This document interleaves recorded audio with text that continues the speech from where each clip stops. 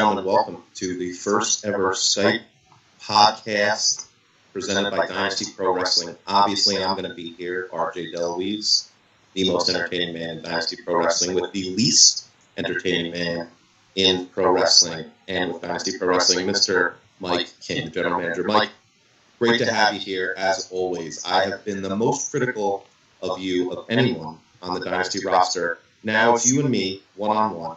What would you like to say? What would I like to say? First off, I mean, obviously, you see that everything started a little rocky with the invasion of Truly Independent. Week after week, well, show after show, I should say. And then finally I had enough and showed some of my authority.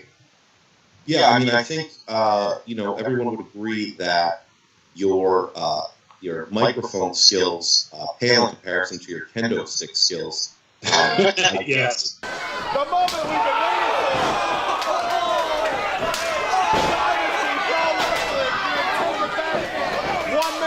I was extremely impressed with you hitting people in the face with a kendo stick. Much better than the stick, as in the wrestling world we call a microphone. I'm sure you're aware of that. So, yeah, I mean, I think we had a lot of trouble with Truly Independent. They kind of took over. They usurped your authority, as it were.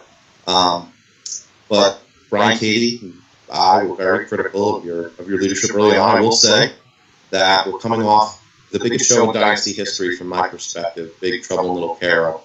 Huge attendance, huge fan reaction, just an all-around great show. And that's a credit to your leadership. So I will say publicly, for probably one of the first times, that I was extremely impressed with how that show went down.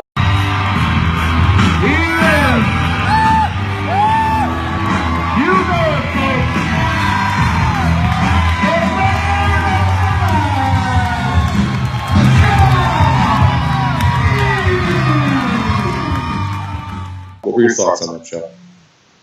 Yeah, from start to finish, I mean, it was a great show, great talent, locker room, everybody put forth the effort, and I really got to thank Chuck Deep. He did a hell of a job getting the show together to begin with in the school, and I'm looking forward to doing more shows like that.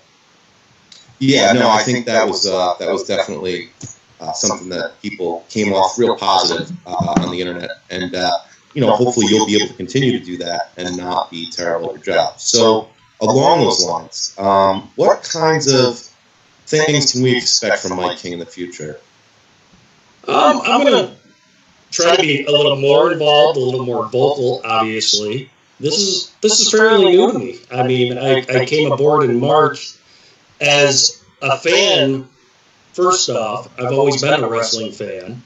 So, I mean, and then to just jump right full force into full scale owning a company is a growing experience for me. I mean, obviously there's going to be hiccups in the road, as you've seen in the first few shows, and I just see us getting better and better with each show. Yeah, I mean, I think the talent in the locker room speaks for itself. I think everybody knows that we bring in just some of the finest wrestling talent in the Northeast. The shows prove that, and if you're on the Roku channel, if you're checking us out live, you know that we bring the thunder, and you know that the commentary team is honestly the best out there because I'm on it.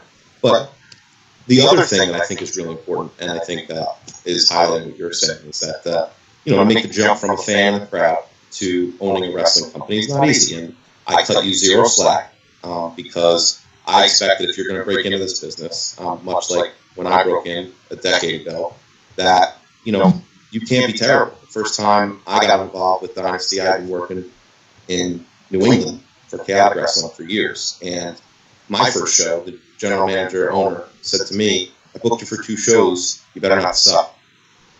And I didn't, because I don't. So I pretty much brought it from day one. But not everybody has my skill level. Not everybody is as talented at talking as I am.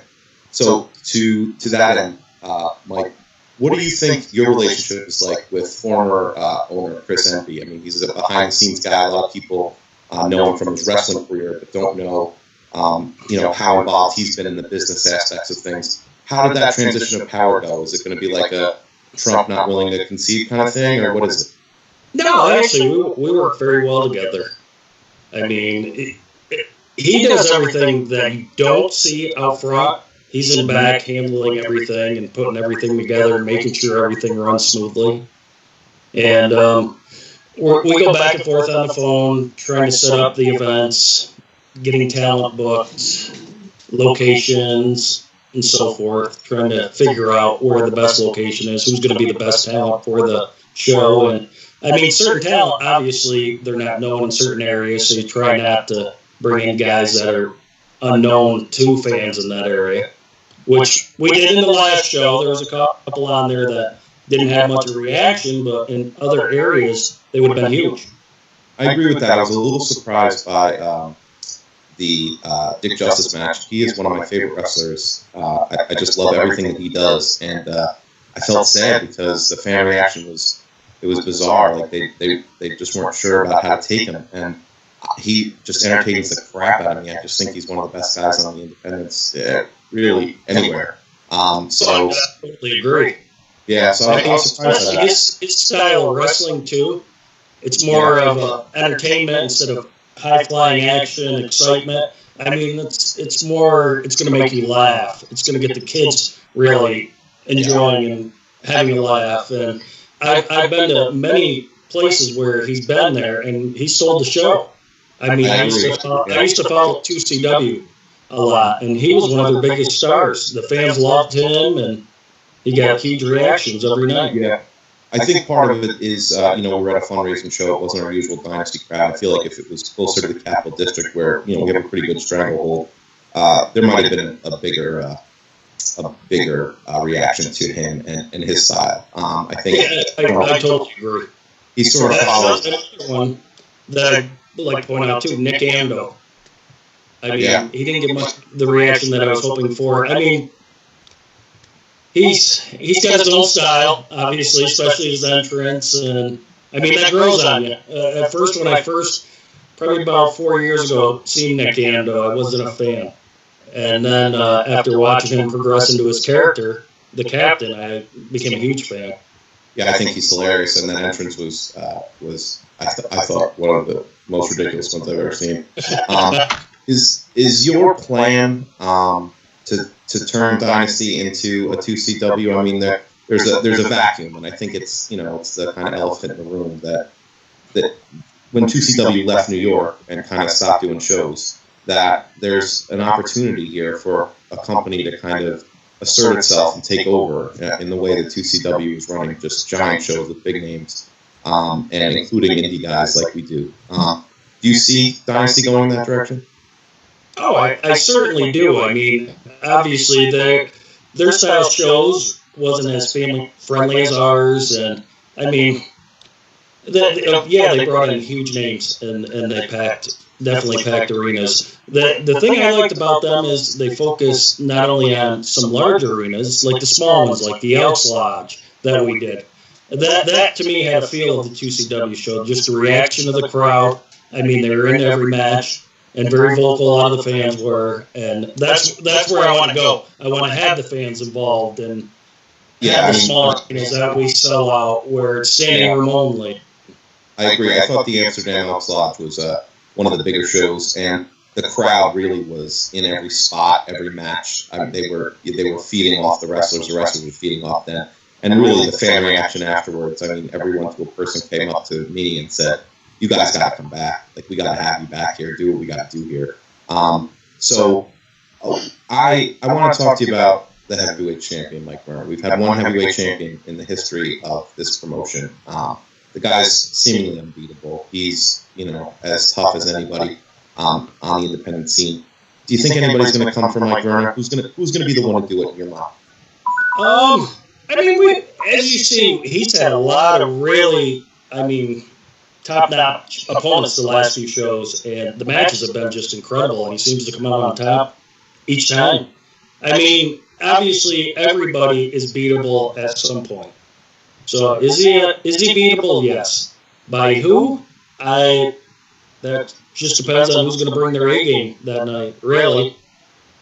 I wondered about the dissension that seemed to happen at the end of the Mike Vernon match. You saw PJ Stackpole, his manager, throw him the heavyweight title and look to see, if he was going to take that opportunity to smash his opponent in the face with it. And that was just an unbelievable main event. He didn't take that opportunity, and he said, if you're going to beat me, if I'm going to win, I'm going to do this straight up. Do you think that ride back to the city was a congenial one between him and his manager? Or do you think there's a little bit of a situation brewing there? There could be. I mean, as you've seen, when Mike first held the gold, he wasn't exactly fan-friendly. So now the fan... He stole his way to the top. He had to win. He had to get through the tournament, and he cheated at every single turn. He did. As far as I'm concerned, if you don't get caught, game on. But he does seem to have had a different approach of late.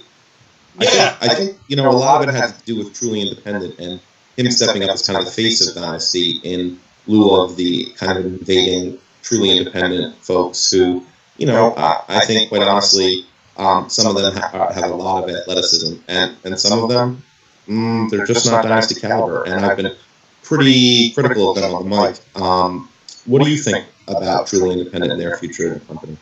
I totally agree with your statement. There is a few guys in there that are definitely worthy of being on the Dynasty roster, and then there's other ones that really we're going to have to see them go.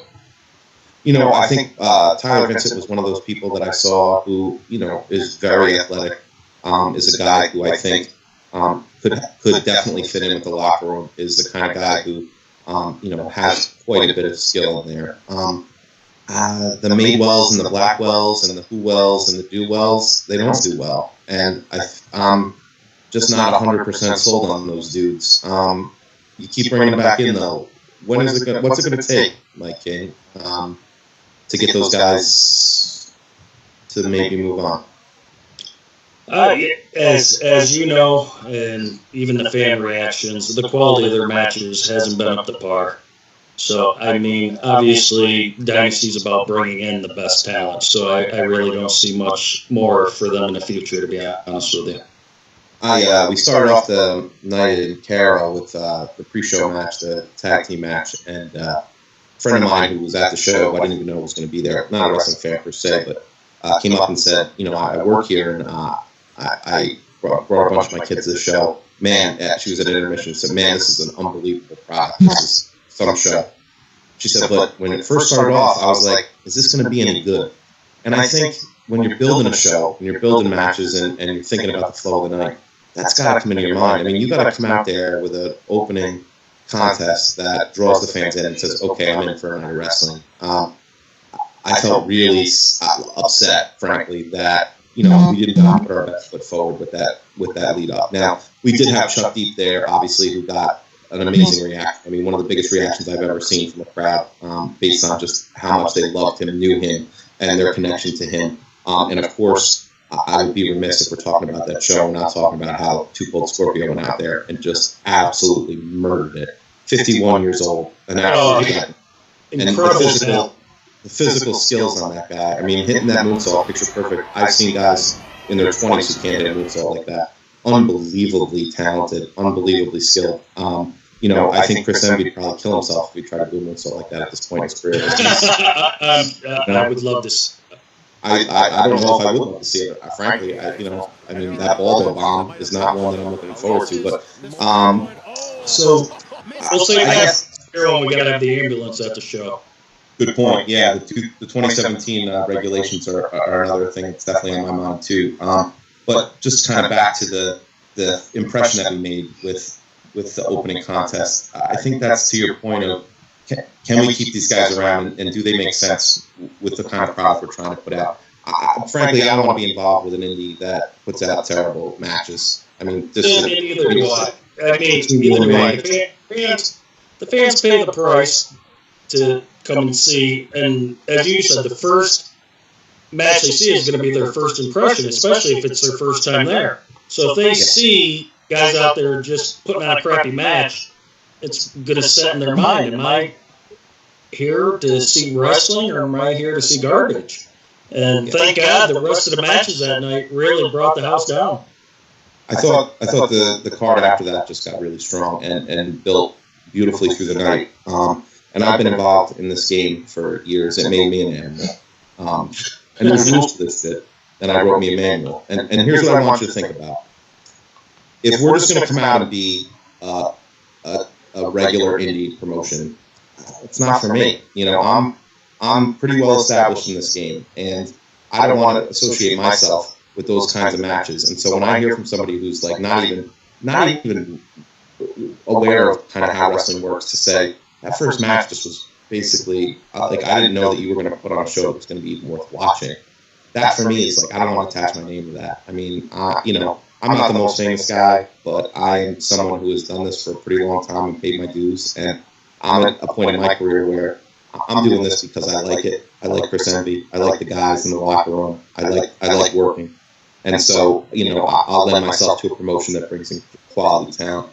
If we keep showing up with the likes of some of those truly independent guys, I don't know if that's for me, Mike. And that's you know, that's on you, if we're being real. Oh yeah, it's me and Chris actually. I mean, well, Chris is useless. I mean, we know that. Chris is useless. Let's just start with that. I mean, you're in charge, so you're paying the bills. It's your promotion. Chris Envy's balls. There's a lot of reasons why he's not going to be the one doing it. Like I said in the beginning, it was a learning process the first few shows, and as you see, we've been building and getting better each show. And now, after seeing that opening match, like you pointed out, I mean, we really need to have a high-paced match or a really good match, even if it's on the pre-show, to set the tone for the night. Because like you pointed out, you put crappy talent in there and have a shitty match, you're going to set the tone for the night, and people aren't going to be happy. Well, and there, you know, I want people to talk about that Chuck Deep match. I want them to go home and say, that guy came out, he was a homegrown guy, he's our Dynasty guy, he's somebody who you know, has been around for a long time. I traveled around with him in my ECCW days when I was in New England and ring announcing and doing commentary out there. And it was the beginning of Pure Dynamite with him. And I just was, you know, I'm happy to see the trajectory of his career, where it's going. I know he's thinking about kind of bringing it to a close. It's a sad benchmark for me because I was kind of there for a lot of the beginning. To think about him, you know, I mean, obviously you want to go out on top. I can't imagine him probably having a match in his career that's going to be on the caliber of the one we just saw. You know, I mean, that for me, if I'm a wrestler, and I'm not certainly, but I wouldn't want it. I don't know if I'd go back out there, to be honest, after having a match like that. What do you think about Chuck Heath this year?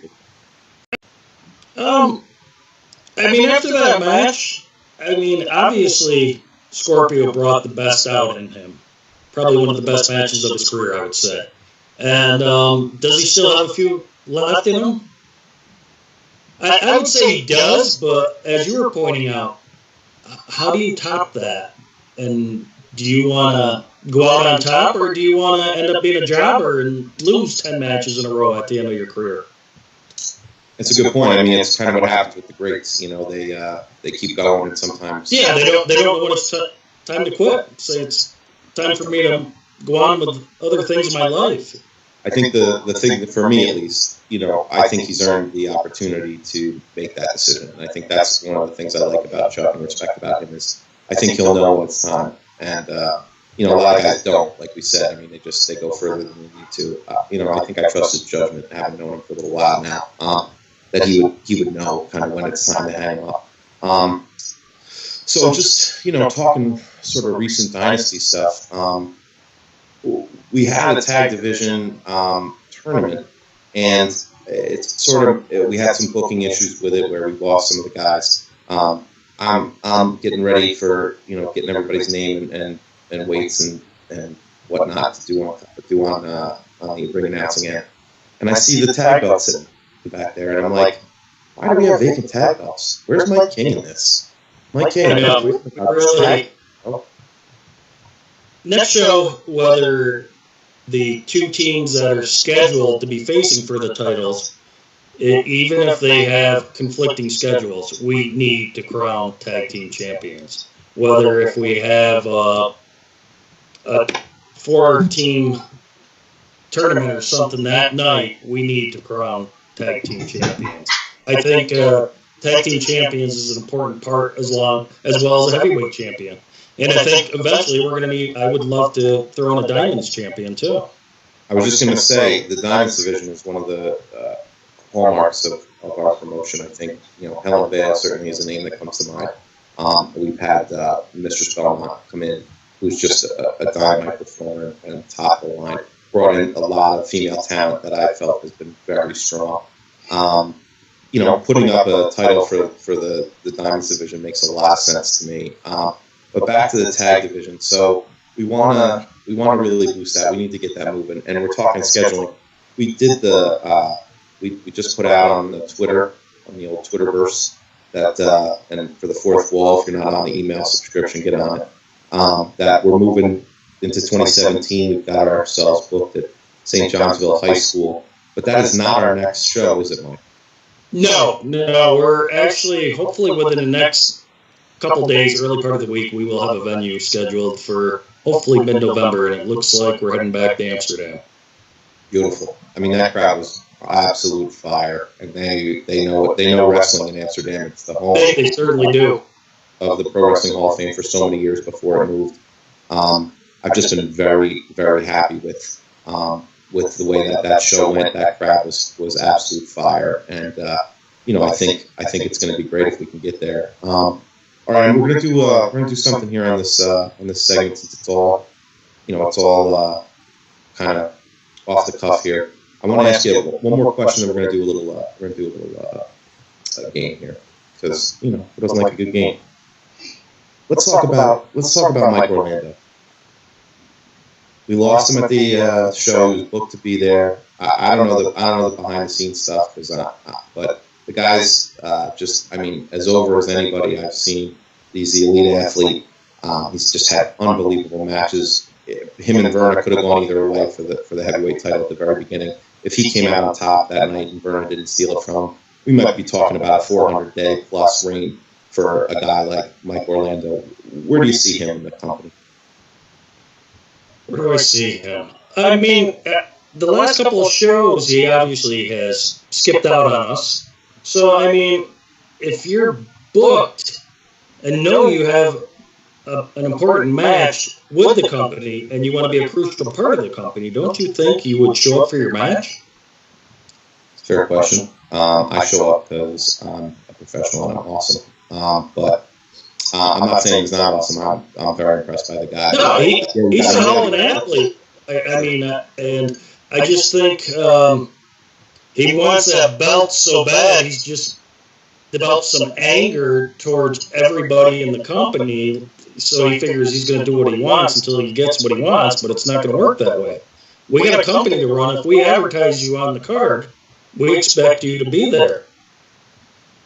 Bold words from Mike King. This is the first I'm hearing you take a stand for yourself. This is. I'm happy to hear this, because I'm not so sure that when you first started off that you'd be in this position here. So I thought you might have been run out of town at one point. But you got 9 lives, man. You're like a cat. So let's talk about the big Jim Anderson problem we have. So Mr. Mann, the lunatic, who's on so many old men medications. I mean, it's amazing his brain even functions. We got him in video from his home surveillance, which I don't know how he got hands on the video. I don't even want to know. He's poisoning basically his special needs son. I mean, let's call it what it is. Poisoning him. Basically, we let him continue to be on shows and just harass and be near to the band's son situation. What are we doing about this guy? I mean, and he walks out with Big Jim Anderson. I got Coach Katie sitting next to me talking about scouting talent. What is going on with these managers? What's your take? Well, from a standpoint, I mean, Wayno looks like he's starting to come into his own because he's been away from Mr. Mann now for a while. I mean, he and Kenny have great chemistry together. To be honest with you, I agree. Get the crowd into it, and just they're fan favorites. I mean, I'd love to see Wayno come into his own and part ways totally with that situation, and I think he'll definitely benefit from it. Yeah, I mean, I said to them, you guys got to be a team, man. You're insanely flamboyant. And Roberts and his tag team partner, Captain Wayno.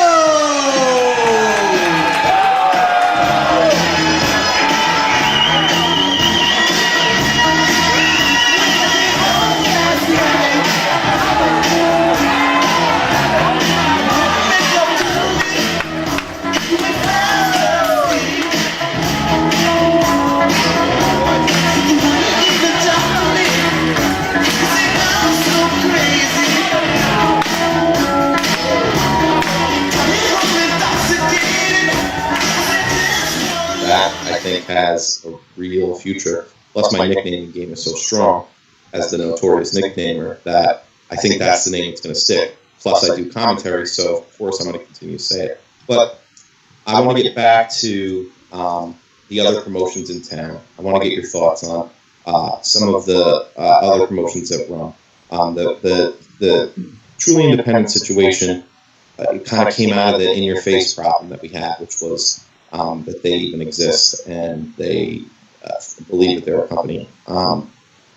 What are your feelings on your face? I have absolutely bitter feelings just because of everything they tried doing to us in the beginning. It literally, actually, you know what, I'm going to say, it really pissed me off because, you know, obviously they were afraid of some real competition. I mean, for months, there was no other show in town, so they could run their crappy shows, and people would go see it because they knew no better that there was nothing else in town. So if you're a wrestling fan, you pay your $10 or $20 to go, and then you sit there and watch a shitty show from start to finish. And when we started up again, they did everything in their power, good old Starsdale, trying to get the commission involved, saying we don't have the proper permits, the license, and all that to run shows, and it backfired. Look where they are now. Look who's standing tall. Well, they ran the same time that we were running the Boys and Girls Club, and running the same night as us, I think, was a crucial mistake. There was some blogging that I saw about it from Hackland.com, Eric blogs, and he was saying, you know, basically, I went to both shows, and In Your Face was garbage, and Dynasty put out a quality product. That's his words, not mine. But I do also fully agree with that.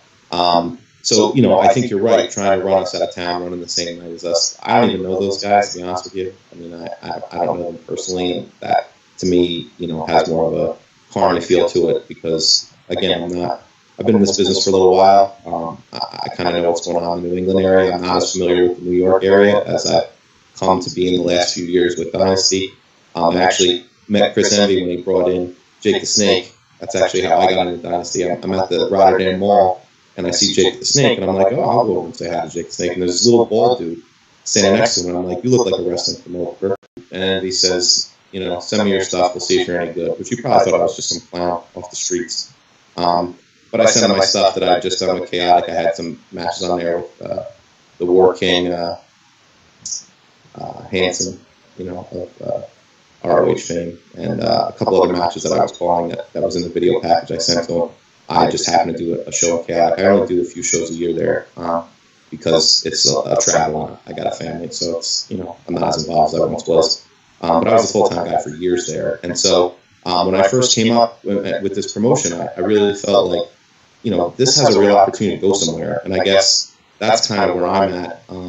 You know, with Dynasty at this point, we really got, and I made this point earlier, but I really want to hammer it home. If we're going to do this thing, man, we got to do it right. You know, I don't want my name associated. I don't want, you know, you in starting up here as an owner or promoter, somebody who's going to, you know, leave a legacy in this business if you continue with it, to have a terrible product. And I would be embarrassed to put on a show like In Your Face, man. I wouldn't associate myself with a show like that. And I think if I put on a show of that quality, it would be my last. Put it that way. It's just total garbage what they put out there. No, and like I said, look where they are now. No, I think that's pretty clear. All right, here's the game I promised earlier. We're going to do it now. I'm just going to wrap this thing up. It's actually been surprisingly very entertaining, mostly because of me, but I've been very impressed with your answers on these topics. Mike King, I've been grilling you. I've been somebody who's been hard on you as a promoter, but listen, what are you going to gain by me being nice to you? It's not going to get you anywhere. We got to treat you with a little bit of, we're not taking the kid gloves on here. We're coming at you hard. That's what she said. But what I want to ask you about, I want to do a quick game. We'll do a little word association, okay? I'm going to say something. Tell me the first thing that comes into your mind. Ready? Are you ready? Yes. Okay. New York State Athletic Commission. Nonsense. I would totally agree. Chris Envy. Jackass. Couldn't agree more. Coach Katie.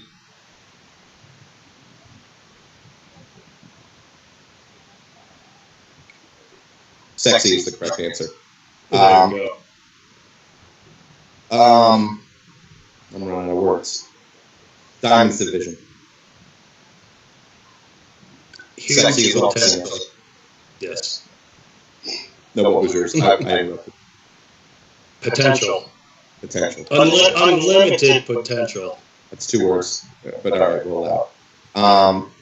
Last but not least, Mike King. Leader. Strong. All right, so this is an experiment we're doing here for the Roku channel. This is something that we're trying to get out there on YouTube. You got to follow us. You got to check out the shows that we have on the Roku. Subscribe to the channel. You're going to get on Roku. You're going to get access to the stuff that we're not putting on YouTube, that you're only going to be able to see on Roku. It's going to be exclusive. And you're going to want to be a part of this because we're doing something big here in New York. We're going to go after the New York State Athletic Commission and the way they want to treat independent wrestling. It's a form of entertainment. Yes, it's a sport, but it's a form of entertainment. And it should not be regulated like a sport. Way too many regulations that are going to cripple independence. Luckily, we won't be one of those that goes under, but there's going to be a lot of promotions that aren't going to be able to do this. And it's going to be so restrictive. It's going to make it real hard for us to do our jobs and provide a level of entertainment. The feedback I got back from Big Trouble Little Carol was just off the charts. I got something brewing with another high school that wants us to bring us in. And it's going to be, I'm going to keep this one under wraps because I don't want to tip my hand on this one, but it's personally very exciting for me. So I really know that the word of mouth here is huge and that people are talking about the Dynasty and the kind of product we bring, the fundraising ability, the ability to bring in quality talent. That's where I want to see this thing go. So you're going to check out the Roku. You're going to get the app. You're going to go out and you're going to watch us on your television, bring it right into your living room. I'm constantly watching matches and critiquing myself, critiquing the boys, so that we're bringing you the best quality talent. We're bringing you the best commentary team. We're bringing you the best of everything wrestling related. If we're going to put out a network, it's going to be top notch. It's not going to be fly by night kind of situation. So, and that's due to your leadership. And so I want to thank you, Mike King, for joining me on this show here. And I will not be kinder to you. I am going to continue to give you a hard time, but you're a big boy, you can handle it. And we want to have you give us your feedback. So if you're watching this, add some comments to it. Send it to our Facebook page. If you're not on our Facebook page, if you're not following us on Twitter, get on that and make sure you're checking us out. It's the Dynasty Pro Wrestling Podcast, version 1, Mike King, RJ Deluise. Any last thoughts, Mike King? Well, I really enjoyed it. Thank you for having me, and I look forward to many shows in the future, and the best is yet to come out of Dynasty. You heard it from Mike King, folks. Best is yet to come. Thanks for checking us out. See you soon.